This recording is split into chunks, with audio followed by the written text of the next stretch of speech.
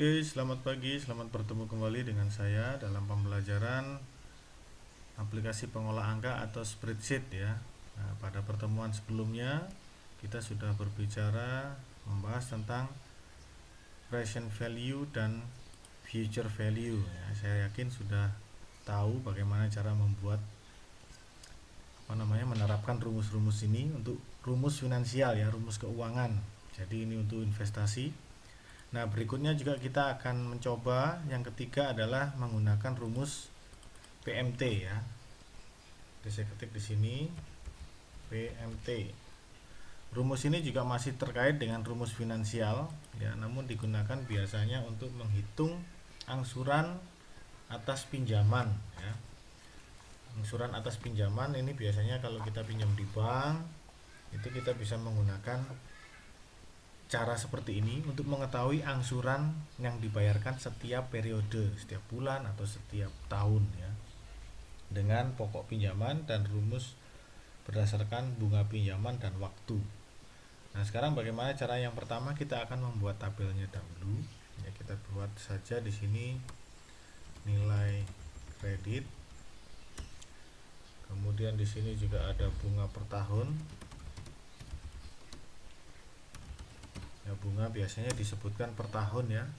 Meskipun angsurannya setiap bulan, tapi bunga biasanya disebutkan per tahun atau per annual, atau biasanya kalau di bank itu tulisannya P.A per annual ya.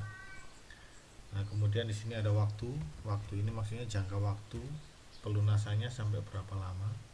Misalnya ini nanti kita akan coba dalam perhitungan waktu tahun ya. Jadi angsurannya per tahun. Kita hitung angsuran per tahun. Jangka waktu ini adalah nanti berapa tahun gitu ya. Kemudian di sini ada juga angsurannya per tahun. Nah, jadi seperti ini. Nilai kreditnya kita coba saja 20 juta ya. Jangan lupa kalau kita ketik memang harus angka saja seperti ini.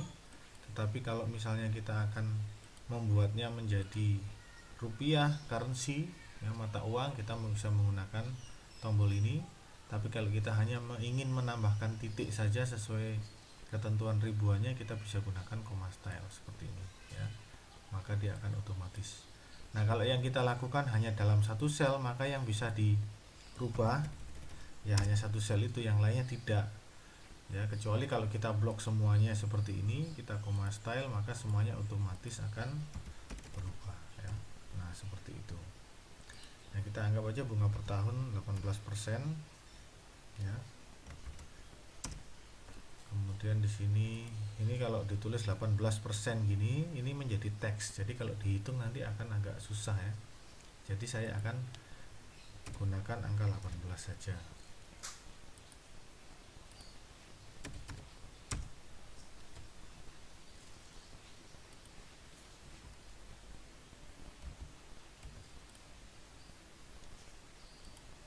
Nah, ini karena sudah dia berubah menjadi percentage, maka tidak masalah ya.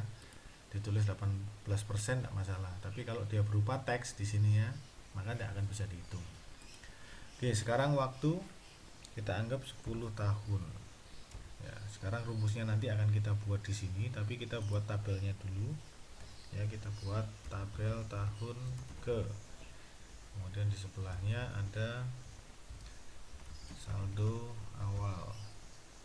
Ini maksudnya saldo awal pinjamannya ya, setiap periode setelah dibayar saldo awalnya berapa. Kemudian di sini angsuran per tahun.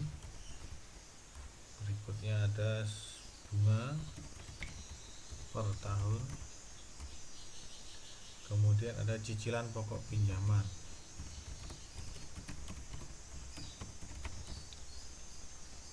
Ya, ini maksudnya adalah angsuran untuk pokoknya ya, sebelum ditambah bunga. Jadi kalau angsuran ini per tahun ini sudah ditambah dengan bunga. Ini bunga diperhitungkan sendiri, pokoknya juga diperhitungkan sendiri. Kemudian di sini ada saldo akhir. Karena untuk perhitungan pinjaman itu sebenarnya perhitungan pengurang pokok ini. Jadi ini pokok ya, dinamakan pokok pinjaman. Jadi itu pengurangnya setelah dibayar itu bukan 20 juta ini dikurangi angsuran, tetapi 20 juta dikurangi cicilan pokoknya ya. Jangan salah nanti, karena jumlah angsuran ini adalah jumlah cicilan pokok ditambah bunga. Yang mengurangi nilai kredit itu adalah cicilan pokoknya saja tanpa ditambah bunga ya. Karena bunga merupakan imbalan, jadi pengurangnya ya berdasarkan pokoknya saja. Oke, sekarang kita buat seperti ini. Karena ini 10 tahun, kita buat ke bawah ya. Kita bisa blok seperti ini, arahkan kursor di pojok seperti ini, berubah jadi hitam. Nah, ini kita tarik ke bawah sampai 10 tahun. Kemudian kita berikan garis ya. Di sini bisa kita ratakan ya, kalau mau seperti ini boleh lebar-lebar ya, karena saldo awal ini biasanya juga memang akan besar ya. Tahun ke ini kalau kita klik 2 kali dia akan mengikuti yang paling atas, jadi kita atur saja seperti ini. Nah, supaya ini bagus kita tengahkan seperti ini.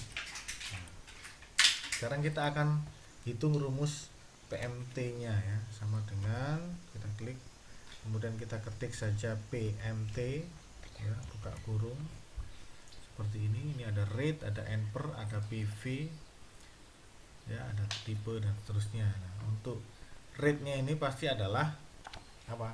Rate adalah bunga ya, sedangkan NPR ini adalah waktunya, kemudian PV adalah nilai pinjamannya atau nilai kreditnya. Nah, sekarang kita akan mulai, kita ketikkan rumusnya ya. PMT rate-nya di mana ini? Rate-nya ada di C3. Nah, di situ ada separasinya adalah titik koma. Kalau di komputer atau laptop kalian koma ya gunakan koma. Karena di saya titik koma, maka saya gunakan titik koma seperti ini. NPR itu adalah waktunya, periodenya 10 tahun, titik koma lagi. Kemudian untuk nilai kreditnya adalah 20 juta, yaitu ada di C2 ya. Nah, kalau sudah kita tutup kurung, kemudian enter.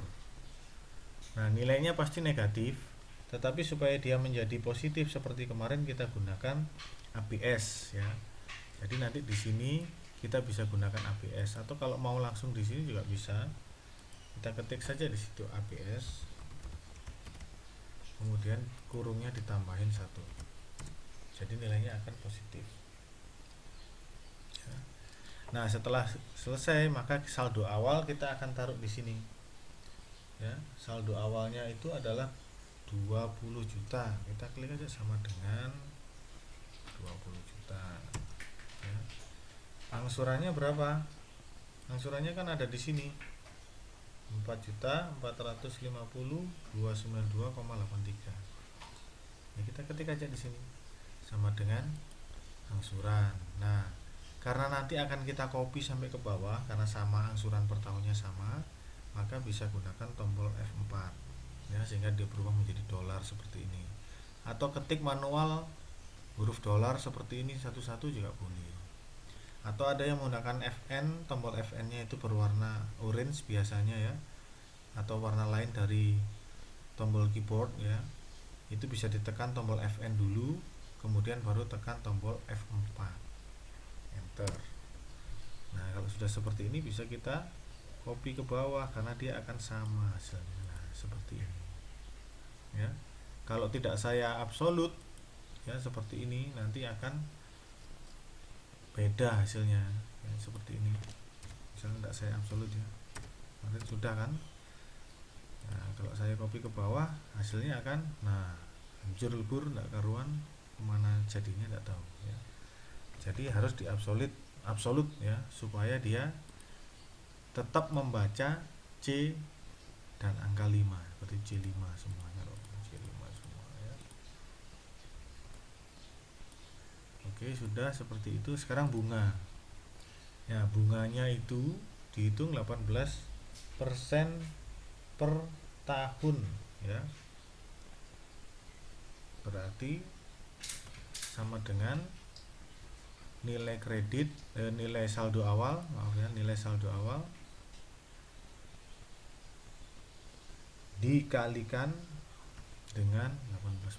Coba kita lihat hasilnya. Nah, hasilnya seperti ini. Nah, karena 18% ini kan hanya satu sel, maka berlaku seperti tadi, harus diabsolutkan. Kalau tidak nanti dia akan menghitung, contohnya seperti ini, B8 kali C3. Kalau saya copy ke bawah, maka dia akan menghitung B9 kali C4, padahal C4 itu kan waktu, bukan rumus, bukan bunga per tahun ya. Jadi seperti itu. Nah, kalau sudah diabsolutkan yang C3-nya saja, karena yang menghitung tetap selnya itu di sini. Nah, nanti bisa diklik ke bawah seperti ini. Nah, kenapa kok belum muncul? Karena data di sini juga belum muncul. Nah, sekarang di sini ada cicilan pokok. Cicilan pokok itu adalah nilai angsuran dikurangi bunga. Ya, maka di sini dikasih rumus sama dengan nilai angsuran dikurangi bunga. Nah, kalau ini kalian tidak perlu memberikan absolut karena dia akan mengcopy perhitungan ya. Kalau kita absolutkan di sini, ini F4, di sini F4. Kalau saya copy ke bawah maka hasilnya akan sama. Nah, padahal nanti dia akan berbeda ya. Setelah dikurangi kan pokoknya berkurang begitu ya. Nah, ini tidak boleh dikasih absolut. Ya, dibiasakan saja supaya kalau kita copy ke bawah maka rumusnya akan menghitung C9 D9. Copy ke bawah lagi dia akan menghitung C10 dikurangi D10 gitu ya. Nah, seperti itu rumus sederhananya. Ini sementara kita copy hasilnya akan seperti ini karena di sini 0. Ini dikurangi 0 sama dengan tetap ya kan. Nah, sekarang saldo akhir. Saldo akhir ini adalah saldo awal dikurangi cicilan pokok. Kita klik sama dengan saldo awal dikurangi cicilan pokok. Ketemulah di sini. Ya. Hasilnya seperti ini. Nah, kita copy lagi ke bawah. Nah, hasilnya kok minus, Pak? Iya, karena data saldo awalnya belum ada. Nah, karena ini rumus PMT, maka dia menggunakan sistem perhitungan bunganya itu berdasarkan saldo menurun ya. Saldo menurun itu tidak dihitung dari saldo tetapnya ini, nilai kredit tetapnya ini, tapi nilai kredit menurun. Jadi hasil kedua ini itu kita taruh di sini sama dengan klik. Nah, seperti ini. Maka bunganya di sini akan berkurang juga karena dihitungnya berdasarkan pokok yang sudah berkurang.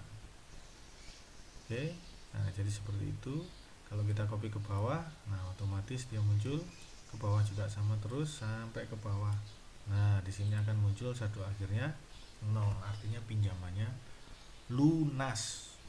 Nah, ini biasanya dipakai untuk perhitungan bunga di pinjaman di bank ya, menggunakan rumus anuitas atau PMT.